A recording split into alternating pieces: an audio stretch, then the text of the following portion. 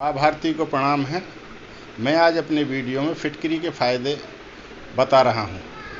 फिटकरी एक बहुत ही अद्भुत औषधि है। ये आप देखेंगे फिटकरी इस तरह की होती है। इसके ये एक त्वचा को संकुचन का काम करती है और त्वचा को साफ करती है। इसलिए इस पर सबसे ज़्यादा जो बेनिफिट हैं त्वचा साफ करने के लिए है। जैसे कि ये दांतों को भी बहुत बढ़िया तरीके से साफ़ करती है। अगर आपके दांतों में पायरिया है या खून आता है तो फिटकरी पर थोड़ा सा हाथ मल करके और अपने दांतों पर इस पर मंजन करना चाहिए। तो दांतों का पीलापन, दांतों का में खून आना, दांतों का पायरिया में बहुत ही अद्भुत है। दूसरा, अगर किसी के मुंह में दुर्गंध आती है तो दोनों उंगली उस पर रगड़ करके फिटकरी पर और जीभ पर उसको कई बार रगड़ना चाहिए। उससे जो भी जीभ का महल होगा वो साफ़ हो जाएगा और उसको फिर जिब्भी से साफ़ कर देना चाहिए। उसके बाद कुल्ला करना चाहिए और कुल्ला करने के बाद फिर एक बार फिटकरी पर उंगली घुमा करके दांतों पर और मुंह पर लगा करके, जीभ पर लगा करके छोड़ देना है। तो उससे वो आपके अंदर भी गले में भी जाता रहेगा, तो उससे गले की खराश और गले की जो भी बीमारियां हैं उससे दूर हो जाएंगी। उसको फिर कुल्ला करने की आवश्यकता नहीं है।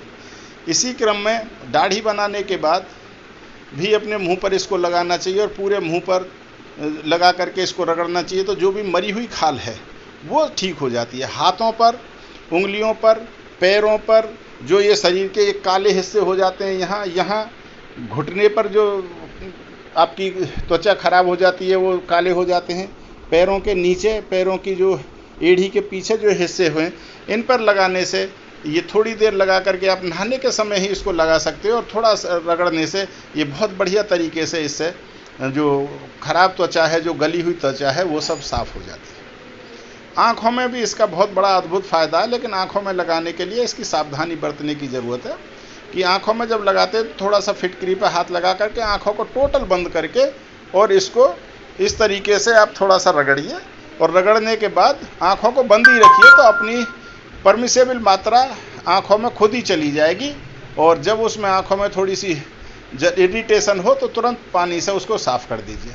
ये देखने में आया है कि जब पिछले 10-20 साल पहले इतना मामला सामने नहीं आया था तो पशुओं की आँखों में अगर जाला या फूला पड़ जाता था तो उसको फिटकरी के पानी का कुल्ला करते थे और उससे पशुओं का जाला दूर हो जाता था। अगर कहीं कोई कट गया है थोड़ा बहुत तो उसको तुरंत खून को रोकने के लिए और उसमें इन्फेक्शन ना हो तो उसमें भी ये फिटकरी बहुत ज़्यादा काम करती है। अगर किसी के कहीं घाव हो गया है, कुछ चोट लग गई है, उसमें इन्फेक्शन हो गया है तो इसके भी गर्म पानी में इसको डाल करके इससे साफ़ किया जा सकता है।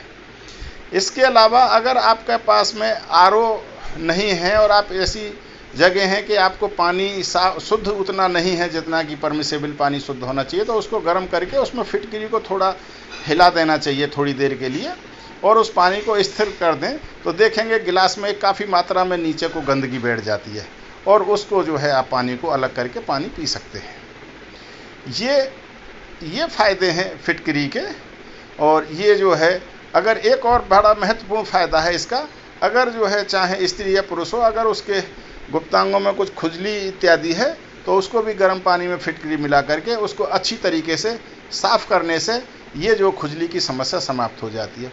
नॉट ओनली इस पर, अगर आपके शरीर में भी कहीं खुजली है तो आप उसको इससे साफ़ कर सकते हैं। मुंह पर अगर आपके कोई खराब त्वचा है या कहीं और कुछ ऐसा है तो उसमें भी इसको लगा करके इसमें फ़ायदा होता है। तो ये फिटकरी के फ़ायदे हैं। वैसे तो और बहुत से ज़्यादा फ़ायदे बताए गए हैं, लेकिन ये महत्वपूर्ण फ़ायदे हैं जिनका इस्तेमाल करके आपका चेहरा एकदम बहुत ही सुंदर तरीके से चमकने लग जाएगा। मेरे दांत, मेरी 62 साल उम्र है, लेकिन मैं इसको पिछले बहुत दिन से इस्तेमाल कर रहा हूँ। एक भी दांत मेरा आज तक ख़राब नहीं है और मैं ब्रुश तो मैंने पिछले 5-6 साल से किया नहीं है और मैं चेहरे पर भी मैंने आज तक कोई क्रीम नहीं लगाई, केवल ये फिटकरी का ही इस्तेमाल है। आप देख सकते हो जैसा भी चेहरा है आपके सामने है। तो इसलिए ये फ़ायदे, और मैं ये वीडियो इसलिए डाल रहा हूँ कि सभी, ये एक बहुत ही कम लागत वाली चीज़ है। इससे बढ़िया कोई फेस वॉश नहीं है, इससे बढ़िया कोई हैंड वॉश नहीं है। ये कीटाणुओं को मारने में सबसे उत्तम है। इसका आप कुल्ला कर सकते हो, इसको गले को साफ़ कर सकते हो, इसको मुंह धो सकते हो। तो ये सब फ़ायदे हैं। मैं आज फिटकरी के इतने ही फ़ायदे जय हिंद, जय भारत।